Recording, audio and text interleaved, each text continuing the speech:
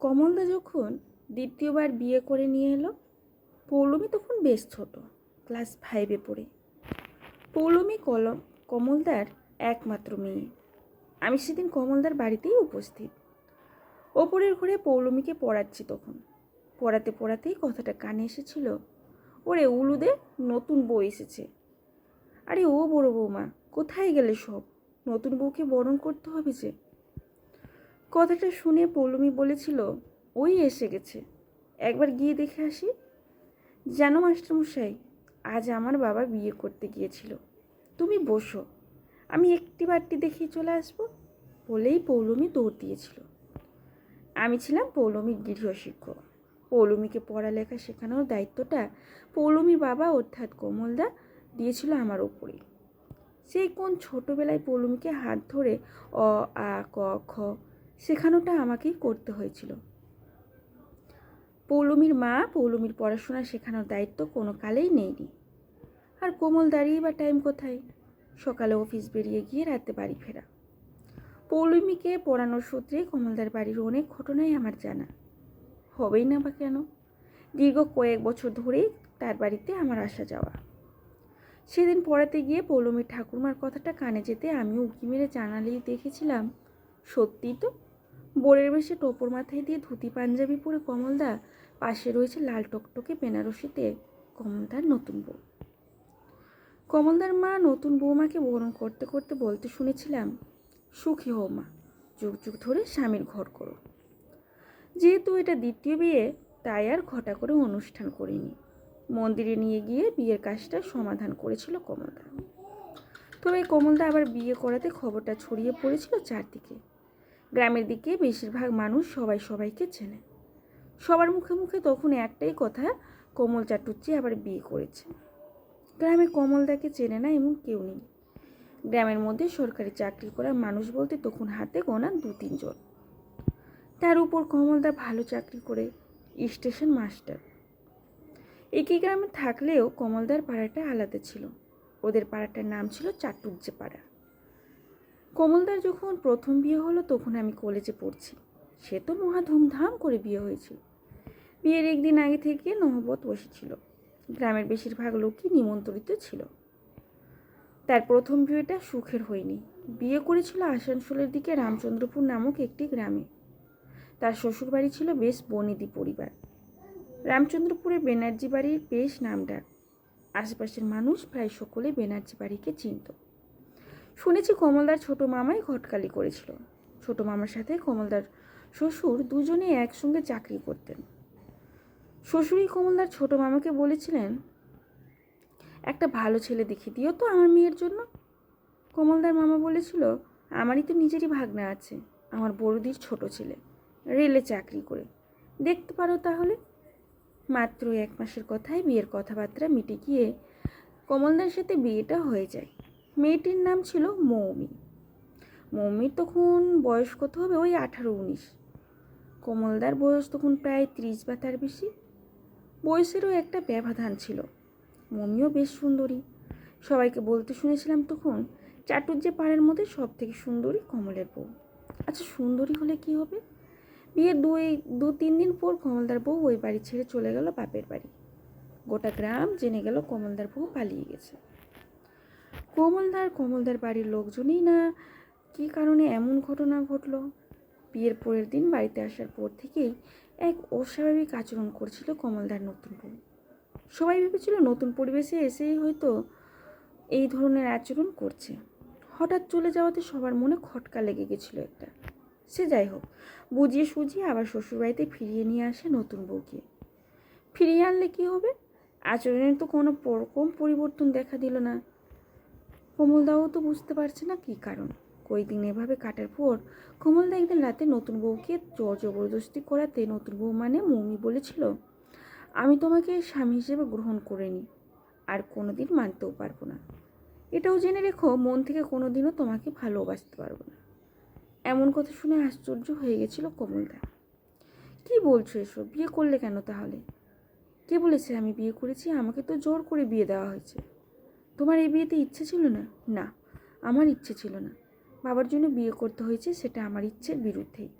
আমি যদি এই বিয়েটা না করি তাহলে বাবা আত্মহত্যা করবে বলেছিল, সেজন্যই বিয়েটা করি। কোনো প্রবলেম থাকলে বিয়ের আগেই তো বলতে পারতে, আমি নিজেই বিয়েটা করতাম না। আমাকে তো বলতেই দেওয়া হয়নি, বাবার আত্মহত্যার ভয় দেখিয়ে রেখেছিল, তাই আমি আমার মতেই বিয়েটা করেছি। স্বামী হিসেবে তোমাকে কোনোদিনও গ্রহণ করতে পারবো না, কারণ আমি যাকে ভালোবাসি তার দেওয়া এই আংটি আমি এখনও পরে আছি, আর তাকেই আমি প্রাণে ভালোবাসি। তো তাকেই তো বিয়েটা করলে না কেন? আমি তো তাকেই বিয়ে করতে চেয়েছিলাম, বাড়ি থেকে মেনে নিই আমাদের সম্পর্কটা, আমার অনেক দিনের প্রেম। সে মানুষটা কে জানে? আমার বৌদির দাদা নির্মাল্য, ও আমাকে খুব ভালোবাসে, 4 বছরের সম্পর্ক আমাদের। ভালোবাসে এই আংটিটাই আমাকে পুড়িয়েছে। সেই ভালোবাসা অপমান আমি করতে পারবো না। যতদিন আমি থাকবো আমার মনে নির্মাল্য থাকবে ততদিন, আর কেউ থাকবে না। তোমার বাবা এই এত বড় সত্যটা লুকিয়ে গেলেন। আমি তো কোনো অন্যায় করিনি, আমার জীবনটা নষ্ট করে দিলে ভাবে। সেটা আমার বাবাকে গিয়ে বলো। এখন বলে কি আর করব? বিয়েটা যখন হয়ে গেছে তখন মেনে দুজনকেই নিতে হবে। এটা বোঝার চেষ্টা করো অন্তত। একটু ভেবে নিয়ে মৌমি বলেছিল, ঠিক আছে, বাইরে থেকে সবাই জানবে আমি তোমার বউ, কিন্তু মন থেকে তোমাকে ভালোবাসতে পারবো না। তাহলে বাইরে থেকেই জানুক সবাই, দয়া করে তুমি কখনো চলে যাও না বাড়ি ছেড়ে, খারাপ দেখায় সেটা। তাছাড়া আমারও তো একটা মান সম্মান আছে। চিন্তা নেই, আমি কখনো আর বাপের বাড়ি যাব না। বাইরে থেকে কেউ বুঝতেও পারবে না। তবে আমার থেকে তুমি কিছু বেশি এক্সপেক্ট করবে না, আমি কিন্তু আমার মতোই চলবো। কমলদাও প্রতিজ্ঞা করেছিল সেদিন কোনোদিনও শ্বশুর বাড়ি যাবে না আর। শ্বশুরমশাইয়ের এই হঠকারী সিদ্ধান্তকে মনে মনে ঘৃণা করেছিল কমলদা। বিয়ের পর থেকে কমলদা যেন একটু অন্যরকম হতে যেতে লাগলো। হাসি খুশি ভাবটাই চলে গেল। নতুন বিয়ে করে মনে এটুকু শান্তি নেই যে কমলদাকে সব কথা বলে দেওয়ার পর থেকে কমলদার বউ বাইরের লোকের কাছে 2-1 বছর এমন আচরণ করলো, কেউ কিছু বুঝতে পারলো না।